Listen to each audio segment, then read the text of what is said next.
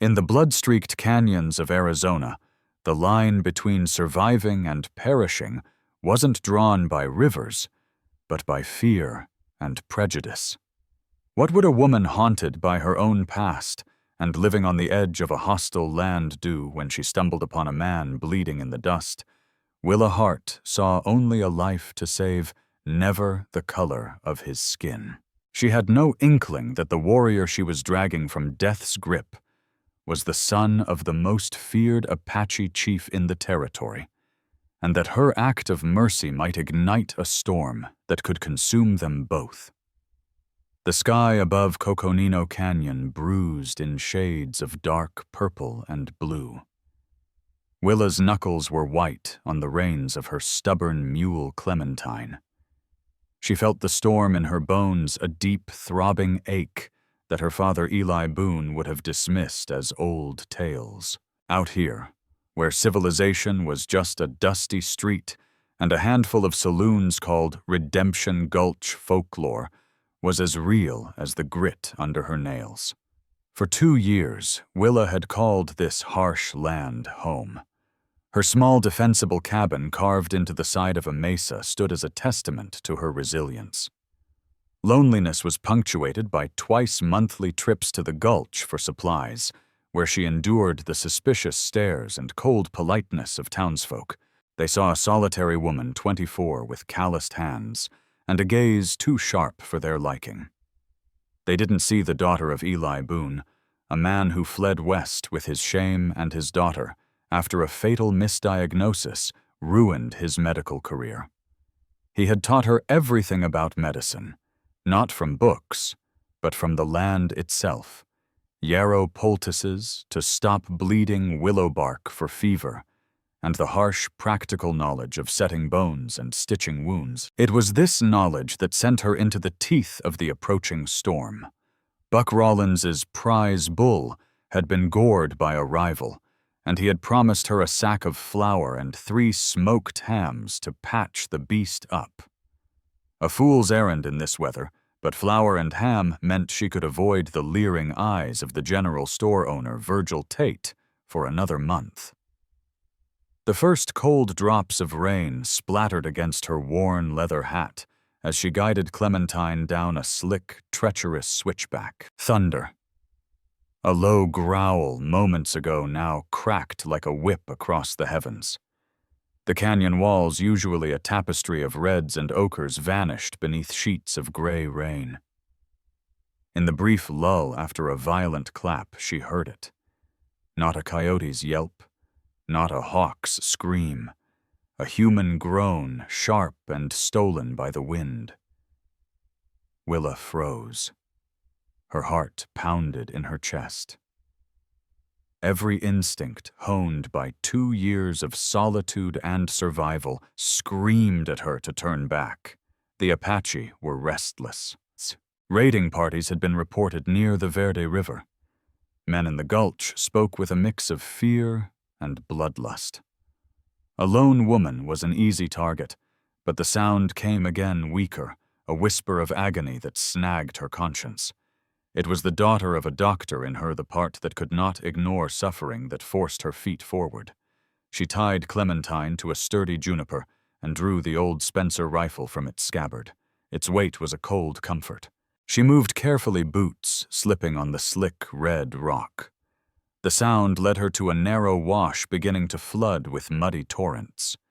And then she saw him. He lay sprawled face down in the mud, one arm outstretched, as if reaching for something that wasn't there. He was Apache, clear from the breechcloth high moccasins and the intricate beadwork on the quiver strapped to his back. His black hair, like raven wings, was matted with blood and mud. He lay in a pool of his own making, the rain doing little to wash away the crimson stain spreading from a deep wound in his side. Another gash on his temple bled freely. For all intents, he was dead. Willa's breath caught. This wasn't some abstract threat whispered about in a saloon. This was a man dying at her feet. He was the enemy the townsfolk feared, the reason she carried a rifle. Her mind raced. Leave him. It was the only sane choice. If his people found her with him, they might blame her. If the men from the Gulch saw her, they'd call her a traitor, or worse. Sheriff Brody was a decent man, but public opinion in Redemption Gulch was a force of nature he couldn't tame. She stepped back, boots squelching in the mud wind, whipping her hair across her face. Then he moved. His fingers twitched, digging into the mud. A shudder ran through his muscular frame. He wasn't dead, not yet. Not Eli. Boone's voice echoed in her memory, murmuring from a night long ago, stitching her hand after a childhood accident. Pain is just a signal. Willa, it means the body is still fighting. Never give up on a fighter. Damn him. Damn the conscience he had passed down to her like a family curse. Willa lifted her gaze to the bruised sky, then back to the man lying before her. Madness. Pure madness. It was suicide. But kneeling beside him, brushing the soaked hair from his face to reveal high, strong cheekbones, she knew she couldn't leave him. To abandon a fighter was to abandon the last piece of her father she carried inside her. With a grunt, she holstered her rifle and tried to turn him over. Tahan Redhawk was heavy, all corded muscle and solid bone. He groaned again, eyes fluttering open for a brief second. They were dark, bottomless, burning with defiance before rolling back into unconsciousness. "All right, you stubborn fool," Willa muttered, her voice roaring against the storm. "Looks like we're both going to die today. But you're not dying here." She ripped a long strip from her petticoat, a small sacrifice of decency to the god of necessity, and pressed it firmly against the gash in his side. The bleeding was frighteningly profuse. He needed shelter. He needed stitches. He needed a miracle. Getting him onto Clementine was a nightmare. He was dead weight slipping in the mud. His unconscious body was a heavier burden than any struggle. Willa pulled, and cursed her muscles, screaming in protest. Rain plastered her clothes to her skin, and the world became a blur of red mud and gray sky. Finally, through sheer desperate will, she managed to haul him over the mule's back. His body draped unceremoniously like a sack of grain. Taking Clementine's reins, she began the torturous climb out of the wash, the full weight of her choice pressing down on her. She was harboring the enemy. A lamb inviting a wolf into her den. A wolf that, if he lived, might just as soon turn and devour her. Yet as she trudged through the driving rain, the unconscious warrior behind her, a heavy, warm weight. She felt a flicker of something else. Not fear, but defiance. She had made her choice.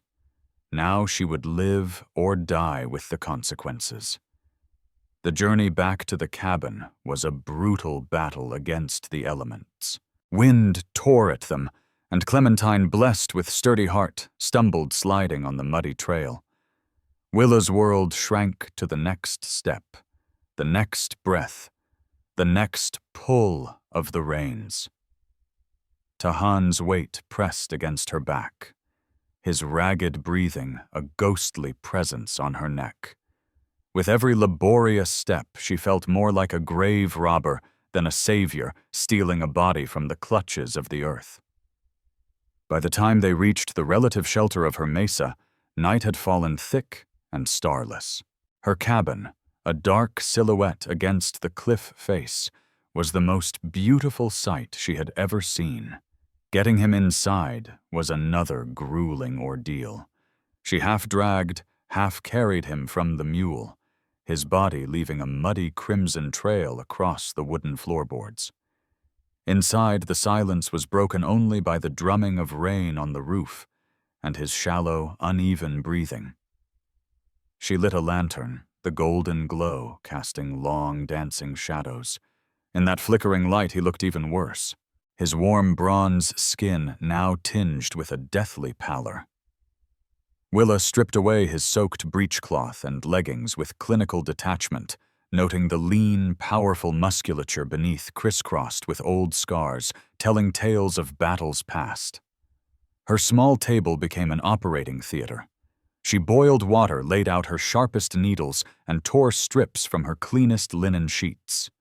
The wound in his side was a deep, ragged tear.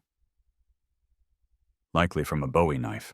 It was filthy, and already showing the first signs of inflammation. "This is going to hurt," she whispered more to herself than to him. She cleaned the wound with whiskey, a precious commodity she rarely touched. Tahan arched off the table with a guttural roar, eyes flying open, wild and unfocused. He thrashed, clamping onto her wrists with surprising strength. "Easy," she commanded, pushing against him. "I'm trying to help you. Stay still, damn you." He stared, dark eyes narrowing in pain and suspicion. He didn't understand her words, but he understood the urgency in her tone. The fight drained from him, replaced by shuddering weakness. His grip loosened, and he collapsed back onto the table, chest heaving. For the next hour, Willa worked with a concentration that shut out everything else. Her fingers, usually clumsy with a needle, were deft and precise as she stitched torn flesh together. She packed the wound with a poultice of yarrow and comfrey, silently reciting her father Eli Boone's lessons. The head wound was less severe, a glancing blow that bled spectacularly but hadn't fractured the skull. She cleaned and bandaged it as well. When she finished, her back ached, and her hands were stained with his blood. She had done all she could. The rest was left to fever and fate. Willa dragged him off the table onto her narrow bed, covering Tahan Redhawk with a heavy wool blanket. His body burned with fever, skin radiating a dry, relentless heat. Through the night and into the next day, Willa sat at his side, forcing small sips of willow bark tea between his cracked lips, dabbing his forehead with cool cloths, listening to the guttural, fevered murmurs he uttered in a language she could not understand. He was a ghost in her cabin, a stranger occupying her most private space. She studied him as he slept, noting the harsh lines of his face, softened by unconsciousness. He was younger than she had first thought, perhaps her own age. There was a quiet nobility in his features, a strong jaw, a straight nose, a mouth set firm even in delirium, proud and unyielding. Faint dark blue lines traced intricate patterns across his chin and cheekbones, telling a story of a life and culture wholly foreign to her. On the third day, the fever broke. Willa dozed in her rocking chair, exhaustion weighing on her, when a sudden sound pulled her awake. Tahan sat upright, his back ramrod-straight blanket pooled at his waist. For the first time, his eyes were clear and lucid. The raw hatred had vanished, replaced with a wary, piercing intelligence. It was like watching a hawk trapped in a cage, aware of every movement, every breath she took. The silence pressed in, thick and heavy. Willa's heart hammered a nervous rhythm. The man she had saved was awake now, a warrior in her cabin. She was unarmed, vulnerable. Rising slowly, she kept every motion deliberate and non-threatening. She ladled broth from the simmering pot over the hearth into a bowl and approached the bed, holding it out to him. He stared at the bowl, then at her gaze unwavering.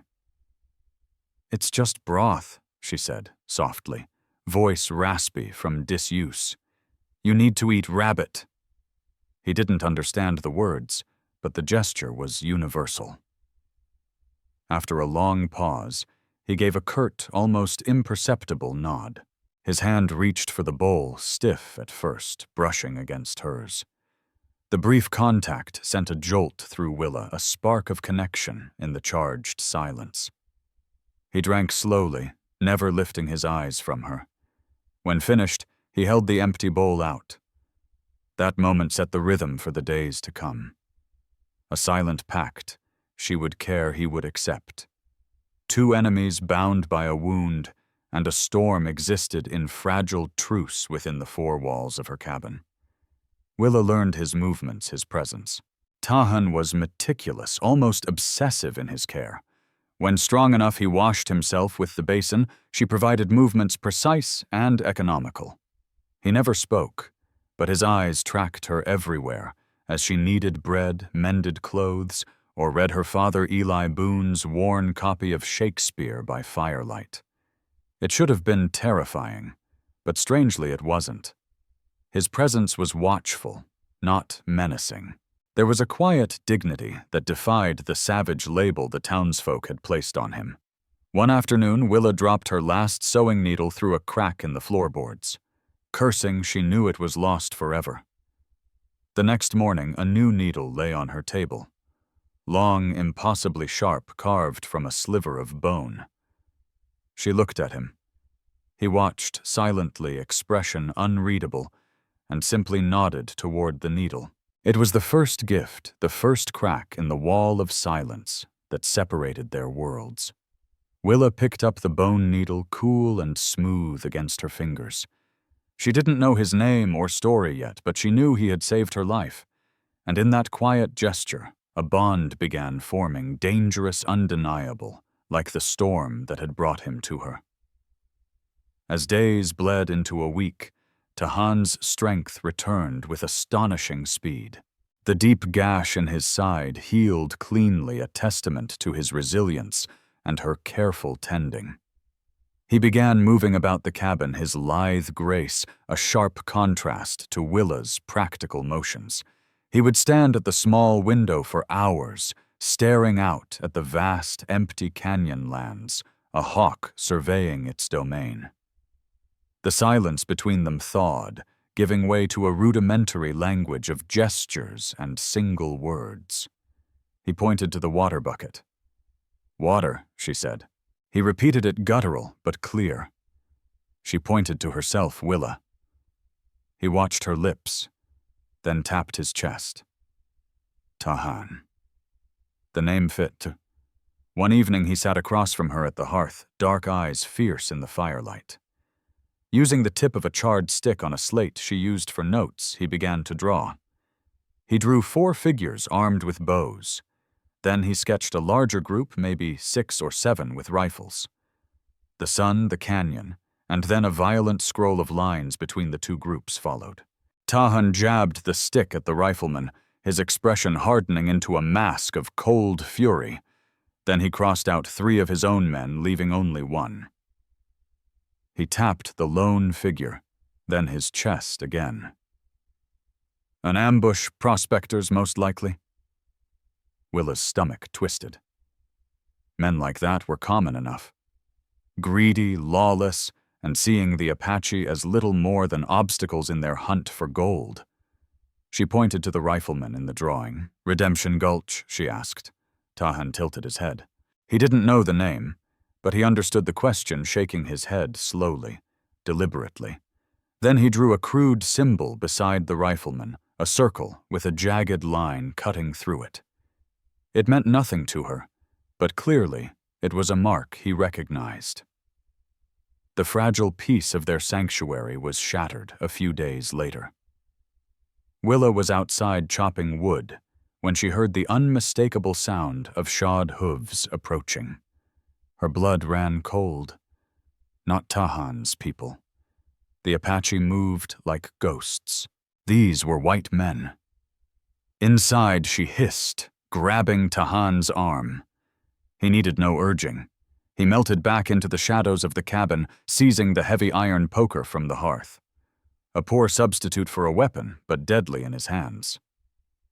Willa smoothed her apron, drew a deep breath, and stepped onto the porch as 3 riders came into view. The man leading was tall, broad-shouldered, with a weathered face and pale, cold eyes that missed nothing. Dusty black coat confidence bordering on arrogance. She recognized him immediately, Rafe Cutter. He held a small mining claim north of the gulch, though rumor said his real business was less savory. A man who took what he wanted. Afternoon. Miss Hart Cutter, said gravelly drawl rolling over the words. He tipped his hat in mock courtesy. His two companions, rough-looking with shifty eyes, stayed mounted hands near pistols. Mr. Cutter. Willa replied, voice steady despite her racing heart. What brings you this far out, checking on neighbors? He smiled, but it didn't reach his eyes. Heard last week's storm was bad. Wanted to make sure a lady on her own was all right. I managed fine as always, she said. Cutter's gaze roamed over her cabin, lingering on the woodpile, the water barrel, the closed door. Things are tense, he continued, ignoring her curt reply. The Apache are on the warpath. A scouting party from Håkon Ironpaw's band jumped a few of my prospectors down in the basin a week back. Had to teach them a lesson. Willa's hands clenched at her sides. Håkon, the name, whispered in fearful tones throughout the territory. Chief of the most powerful Chiricahua Apache band, brilliant, ruthless, resisting settlers for years, and Tahan was one of his warriors. My men took care of them. Cutter's eyes locked on hers. But we think one of them might have gotten away, badly wounded. A man like that would be desperate seeking shelter. The unspoken accusation hung thick in the air. He knew or suspected. Willa was bait. I haven't seen anyone, Mr. Cutter, she said, forcing calm she did not feel.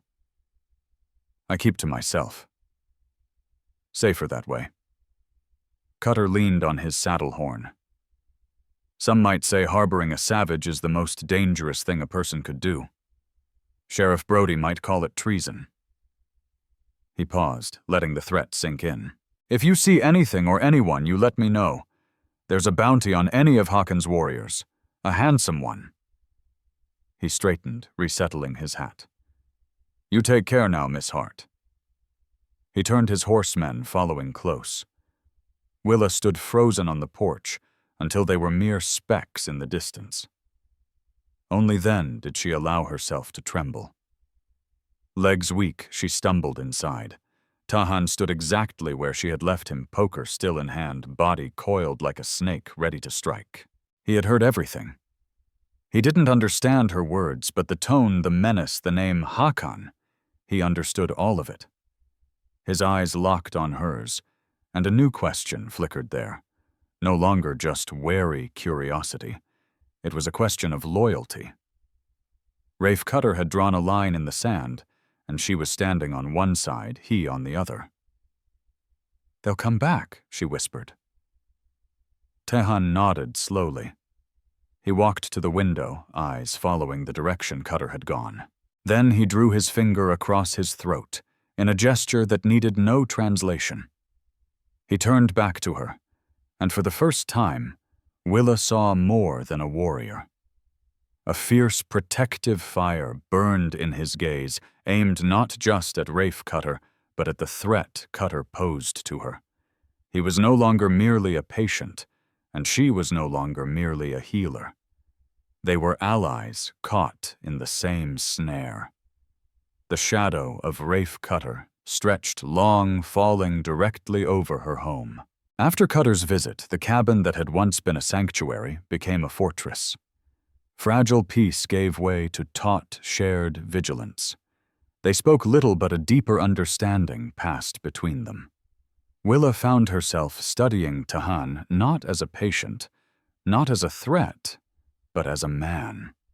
She noticed how the muscles in his back shifted as he carved a new handle for her axe, the intensity in his eyes as he showed her how to fletch an arrow with hawk feathers he'd found. He in turn observed her with quiet focus. One evening, as she ground corn, he came to her side. Gently he took her hand, turning it over with his thumb, tracing the faint silver scar across her palm from a childhood accident, a scar her father Eli Boone had stitched so long ago. His touch was unexpectedly gentle. He looked from the scar to her eyes, a silent question burning there. Willa's breath caught. "I was a child," she said softly, knowing he wouldn't understand the words, but hoping he would grasp the tone. "A broken bottle." Tahan nodded slowly. Then, with a solemnity that caught her off guard, he pulled the tattered linen shirt she had given him over his head. In the dim firelight, his torso unfolded like a map of his life. He pointed to a puckered star-shaped scar on his shoulder. He made a claw-like gesture. "Bayak," he said. The word was sharp, precise. Bare, he traced another long, thin scar along his ribs, then made a slithering motion with his hand. Klish. Snake. Then he pointed to a cluster of small, round scars on his forearm. Grim-faced, he drew in the dirt the symbol Cutter's men had left behind a circle with a jagged line. He spoke a name with venomous disgust. Cutter. A litany of survival told not in words, but in flesh and bone. Willa felt an overwhelming urge to reach out to trace the lines of his past, as he had traced hers. Her hand lifted, hesitant, stopping just short of his skin. The air between them crackled. He held her gaze, giving silent permission. Slowly she let her fingertips brush the warm, scarred skin of his shoulder. His muscles tensed beneath her touch. It was a moment of profound intimacy, more revealing than any conversation. Two people from warring worlds sharing the silent language of their wounds. He caught her hand, fingers lacing through hers. He did not pull her closer, nor push her away. He simply held her hand to his chest over his heart. She felt its steady, powerful beat beneath her palm. In that instant, the labels settler, savage, man, woman dissolved. There was only Willa and Tahan, two souls scarred by the world, finding a fleeting moment of solace in a lonely cabin. The days that followed were filled with a strange, beautiful tension. They taught each other new words. He learned bread, fire, moon. She learned be careful and a soft thank you. He showed her how to read the signs of the land, how a snapped twig might mark a passing deer, how a bird in flight could foretell a change in weather. At night, she read to him from her father's worn copy of Shakespeare, not because he could understand the verse, but because he said the rhythm of her voice was like new-sown rain on a dry riverbed. One afternoon, while tending her small garden, he came to her with a gift. A tiny, intricately carved wooden bird, a perfect miniature of the canyon wrens nesting in the cliffs. She took it, fingers brushing his. The casual touch lingered, sending warmth through her chest. "It's beautiful," she breathed. "Heh heh, Tahan," he replied. He gave her a rare, small smile. It softened his harsh features, chasing away the warrior's severity and revealing the man beneath. And in that instant, Willa knew she was in terrible, irreversible trouble. Her compassion had grown into something far more dangerous affection. Love. She understood its impossibility. He was Tahan Redhawk, a warrior from a world that sought to erase hers. She was a white woman, an outcast, who could be destroyed for merely associating with him. Their lives, like two mighty rivers, could run side by side for a time, but they could never truly merge. Sooner or later, they would be forced apart or crash together in a devastating flood. That night, sleep eluded her. She stepped into the crisp night air. The moon hung like a silver sickle in a sea of stars bathing the canyon in ghostly light. A moment later, Tahan joined her, standing close enough that she could feel his steady warmth. They lingered in silence, gazing at the moon. "My people say the moon is a woman watching over her children at night," he said in careful, slow English. "We say it's made of cheese." Willa gave a soft, sad smile. He looked at her puzzled, and she laughed. The sound was strange and beautiful in the quiet night. His expression softened. He reached out, tucking a stray strand of hair behind her ear. His touch sparked electricity through her, and for a moment the vast canyon seemed to hold its breath. He leaned closer, eyes searching hers. Willa knew this was the precipice. She could step back into the safety of her lonely world, or fall. She did not step back. His lips met hers, tentative at first. Then, with deep, consuming passion, a kiss born of weeks of unspoken longing, shared danger, and a connection that defied logic. It tasted of wood smoke, wildness, desperation, and hope. It was both promise and betrayal. When they broke apart breathless, they knew nothing would ever be the same. They had crossed a line there was no turning back. The stolen kiss beneath the moonlight changed the air between them. It was now charged with a fragile, beautiful energy they dared not name.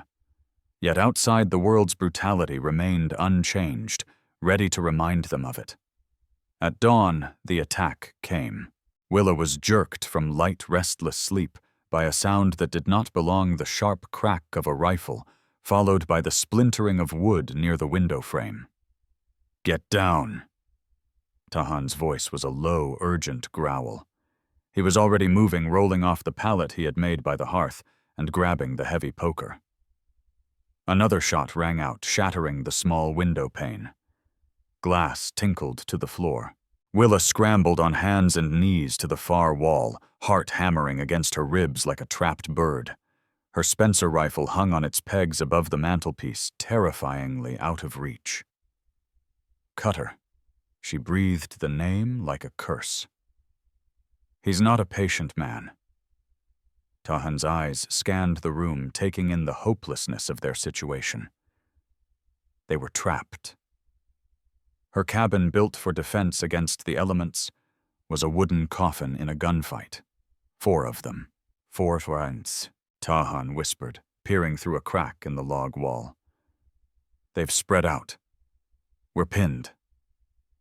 Willa glanced at her rifle, then the fireplace. The poker in Tahan's hands was useless against rifles. 1 gun, a handful of cartridges, and no way out. Fear, cold and sharp, pierced her. This was how it ended. They would die together on the floor of her home. Her mind raced. Under the bed, my father. She remembered Eli Boone had dug a small cellar for preserves. It led to a crawl space opening onto a narrow ledge behind the cabin. A desperate chance. The exit was tiny, barely wide enough for a person to squeeze through, opening onto a crumbling ledge along the sheer cliff face, but it was the only way. Tahan's eyes lit with understanding. "You go draw their fire to the front." "No," she said, voice shaking but firm. "We go together. They'll see. The ledge is exposed. Then we give them a reason not to look." Her eyes fell on the lantern burning low on the table, then to the stack of quilts in the corner. A wild, terrifying idea sparked in her mind. "Give me your shirt," Willa commanded. Without hesitation, Tahan Redhawk pulled off the linen shirt she had given him. Willa stuffed it with straw from her mattress, packing it tight, then topped it with a spare sunbonnet. She propped the crude decoy in the shattered window frame, just barely visible from outside. Whispering, she set her hands to work on the heavy trap door hidden under her bed. Swollen with damp, it hadn't been opened in over a year. Tahan joined her, his powerful shoulders straining against the wood. With a groan, the door gave way, revealing a dark, musty hole. "Go," he urged. Together she insisted, grabbing his hand. Just as they prepared to slip into the darkness, a volley of shots ripped through the cabin. The decoy was shredded, collapsing in a heap. "Now they think one of us is hit," Tahan said, grim satisfaction in his voice. "They'll be bolder." They scrambled into the cellar, slamming the heavy door over them, just as the cabin door burst open under the force of a heavy boot. Voices tramped above, muffled yet triumphant. "Find the other one. "He can't have gone far," Cutter's barked orders. Tahan peered through the crawl space in suffocating darkness. The air smelled of damp earth and spiders. Willa's shoulders scraped against the rock ceiling, but she pressed on, guided only by the warmth of Tahan's hand in hers. They reached the exit, a small opening hidden by a thick growth of desert sage. Peering out, Willa saw the canyon drop 100 feet below. The ledge was barely a foot wide. "They're setting the cabin on fire," Tahan whispered, fury tightening his voice. A faint orange glow illuminated their hiding spot, the smell of smoke curling around them. They had to move. Pressing flat against the cold stone, they slid onto the ledge, heartbeats hammering. Below, 2 of Cutter's men circled the base of the mesa, rifles ready. Cutter himself stood before the burning cabin, a silhouette against the flames, face lit with demonic glee. Her home, her books, her father Eli Boone's instruments, the small wooden bird Tahan had carved for her, everything turning to ash. A wave of despair almost made her dizzy. Tahan's hand tightened on her arm, steadying her. He pointed up. Their only escape, climbing. The cliff face was steep, but not sheer, dotted with small, precarious handholds and footholds. Even an experienced climber would struggle. In the dark, with Cutter's men below, it was a death sentence. But the fire spread heat, growing relentless. No choice. Tahan went first, movements fluid and certain as a mountain goat. He tested each hold before trusting his weight, whispering guidance to Willa. "Here to your right. Strong root." Her fingers burned muscles screaming. Her foot slipped more than once on loose shale pebbles, clattering into the void. Each time, Tahan's grip held her, saving her from the drop. Halfway up, a shout below warned them they had been spotted. The orange firelight cast their shadows against the cliff. A rifle cracked. The bullet whined past Willa's ear, smashing into the rock beside her, showering her with shards. She cried out, grip faltering. "Do not look down," Tahan commanded, a lifeline in chaos. "Look at me. Only me." She forced her eyes up, tracing his silhouette against the star-speckled sky. Another shot, then another, bullets now dangerously close. Cutter's men were finding their range. A thud, a sharp intake of breath from above. "I'm all right," Tahan grunted, voice strained. "Just a scratch. Keep climbing. Almost there." Fueled by adrenaline, Willa scrambled the last few feet, hauling herself over the lip of the mesa onto the flat, wind-swept top. Lungs burning, she collapsed. Tahan followed, falling to his knees, hand clamped to his calf. Blood, dark in the moonlight, seeped between his fingers. They had escaped the fire, but were exposed, wounded, and with nowhere left to run. Below, Cutter's men began climbing the main path. They would be upon them in minutes. The siege wasn't over. They had just moved to higher ground. The top of the mesa offered no shelter, only scattered boulders and stunted junipers. A wind-swept, desolate stage for what might be their final act. Tahan Redhawk tore a strip from his leggings and bound his bleeding calf, movements precise and practiced despite the pain. "They'll be here before the sun," he said, grimly scanning the darkness. "We don't run." "Willa Hart," said her voice, steady even to her own surprise. The sight of her home burning below had burned away fear, leaving a hard, cold resolve. She picked up a heavy, fist-sized rock. "This is my land, too," she said. Tahan's gaze flickered with deep admiration. He nodded, then let out a low, piercing whistle, mimicking a nighthawk's cry so perfectly that for a heartbeat, Willa thought it was real.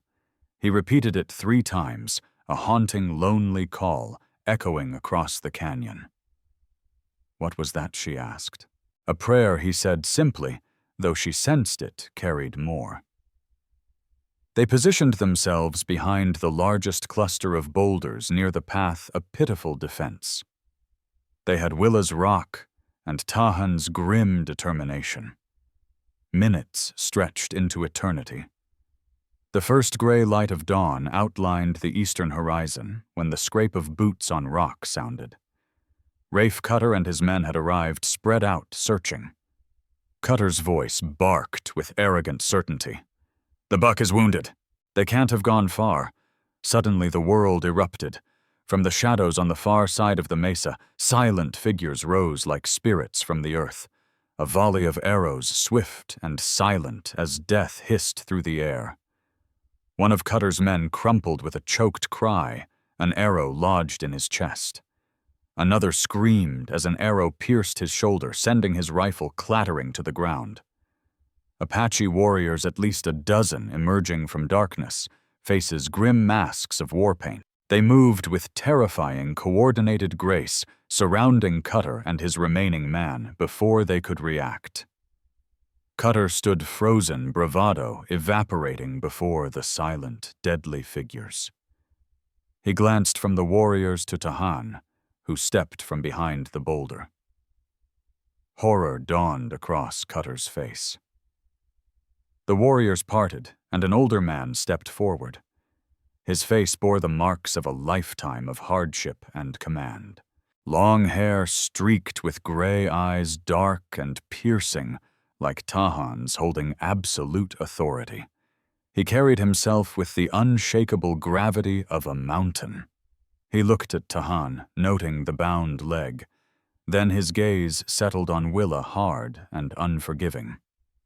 "My son," the man said in a low rumble. Willa's world tilted. Son. This was no ordinary war party. This was the chief, Hakan Ironpaw. And the man she had saved, the man she had come to love, was his heir. Tahan inclined his head respectfully. "My father." Hakan's gaze swept over the scene, the burning cabin, the fallen prospector, the terrified Rafe Cutter, and finally Willa standing beside his son. His expression was unreadable. Two warriors seized Cutter, binding his hands with brutal efficiency. Cutter twisted a sneer onto his lips.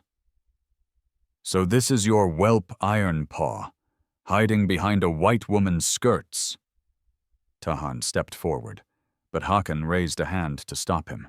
The chief moved to stand directly before Cutter, his presence immense, making the arrogant prospector shrink. "You burned women's homes," Hakan said, voice dangerously soft. "You hunt wounded men. You carry the mark of a coward." He gestured to the brand on Cutter's saddle, the circle with the jagged line, the mark of a band of ex-cavalry soldiers turned bounty hunters infamous for brutality. Hakan turned to his warriors, speaking in his tongue, sharp and decisive. They dragged Cutter and his remaining man away, their fate sealed. Then Hakan turned his full attention to Willa. Silence pressed down absolute. The other warriors watched, faces impassive, but eyes filled with suspicion. She was the enemy, one of the people who had taken their land, broken treaties, hunted their families. "You," Hakan said, switching to heavily accented English. "You are with him." Willa met his gaze. "I found him," she said. Willa Hart spoke, her voice clear and strong despite the tremor in her hands. "He was dying. I did what my father taught me. I saved his life." Hakan Ironpaw's eyes narrowed. Why, she asked. "Because he was a man hurt and alone. That was all I saw." Tahan stepped forward, placing himself slightly in front of Willa, a protective gesture that did not escape his father's notice. "She speaks the truth. She fought Cutter's men beside me. Her home was burned because of me. She is brave. She has honor." Hakan's gaze shifted from his son's defiant stance to Willa's steady eyes. He saw the way they stood together, the unspoken bond as clear as a brand. His eyes searched, judging. A chief responsible for the survival of his people. A connection between his son and a white woman was a complication he could not afford an exploitable weakness. The world of the white eyes is a world of lies and greed.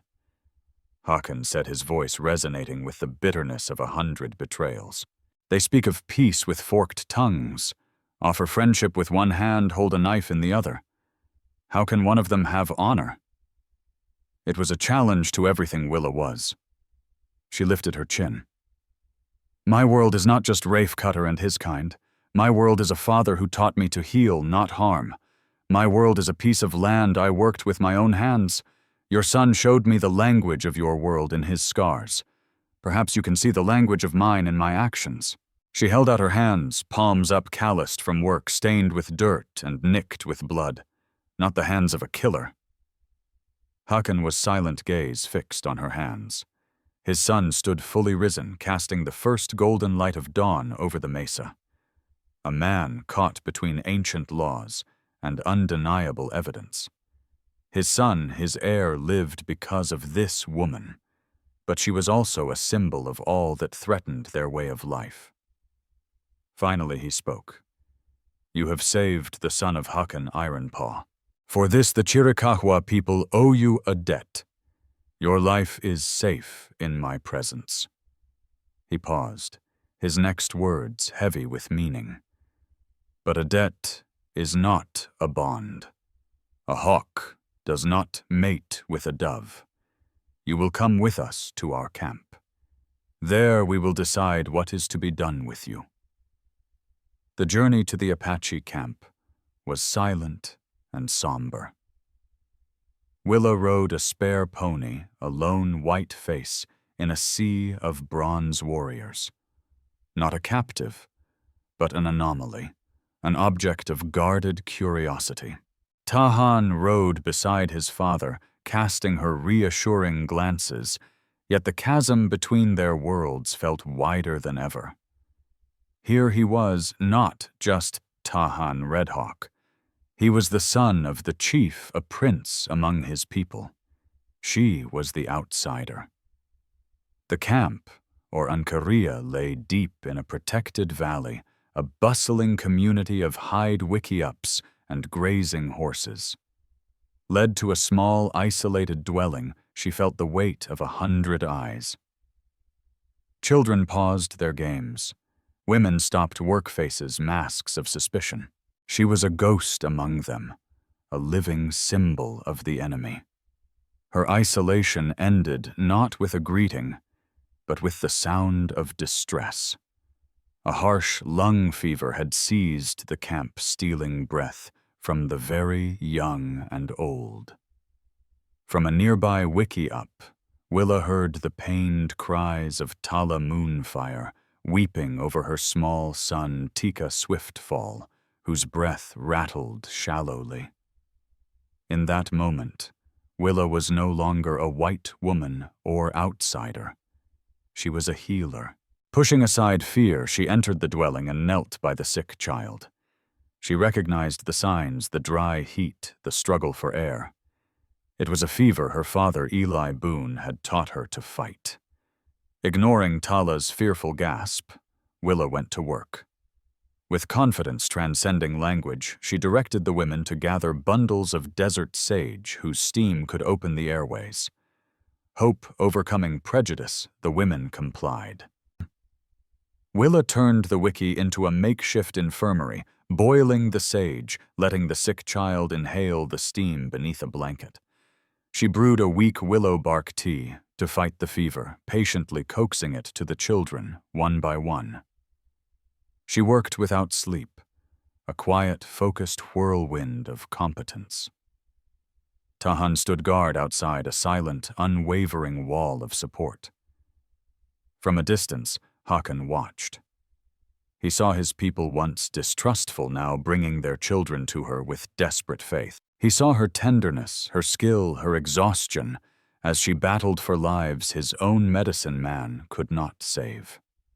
After 2 relentless days, the fevers began to break. The rattling, desperate gasps gave way to peaceful sleep. Willa Hart had pulled nearly a dozen children back from the brink of death. Finally utterly spent, she slumped back as Hakan Ironpaw entered the wiki-up. He stood over the sleeping form of Tala Moonfire's son, Tika Swiftfall, now breathing easy, and studied Willa, her face smudged with soot and fatigue. When she awoke, he was still there, silently waiting. "You have a strong spirit," the chief said, voice a low rumble, the highest compliment an Apache could give. "I have my father's knowledge," she replied softly. "Knowledge is a tool. The spirit is the hand that wields it." Hakan countered, "You have shown my people that not all white hands hold a weapon. You used yours to give back life." He paused, proud and contemplative, wrestling with gratitude as a grandfather might. "My son's heart is true. I see now he did not choose a weak woman, but a warrior, one who fights with a compassionate heart." His gaze pierced her soul. "The world is changing. Perhaps the old ways of hate must change with it. A bridge must be built between our peoples if we are to survive." He glanced at a long white scar across his own knuckles. "A bridge is made of strong things, stone and wood, truth scars." Without another word, he left his meaning clear. It was not a promise of an easy future, but permission. It was a beginning. That evening, Tahan came to her. He took her hands, the hands that had saved his life and the lives of his people's children, and lifted them to his lips. "My father sees you now, Willa," he whispered. "He sees the warrior in you." "And what do you see?" she asked, heartful. "I see my home," he replied, eyes reflecting the firelight filled with a love as wild and enduring as the surrounding canyons. They stood together at the edge of the camp, watching the moon rise. Their future was an unwritten path, certain danger ahead, yet they would face it together. The first stones of a new bridge had been laid not on promises, but on shared scars and defiant love. The story of Willa Hart and Tahan Redhawk isn't just a romance. It stands as a testament that shared humanity can be a light in the darkest times. Their love was forged not in ease, but in fire prejudice, and the courage to see a person rather than a label. It reminds us that the bravest warriors aren't always those who fight with guns and knives, but those who fight with compassion, healing, and the courage to build bridges where others have built walls. Could a love like theirs truly have survived in the brutal world of the Old West? Share your thoughts in the comments. If their story of courage and forbidden love moved you, give this video a like, share it with someone who loves a powerful story, and subscribe for more tales from the untamed heart of history. Thank you for listening.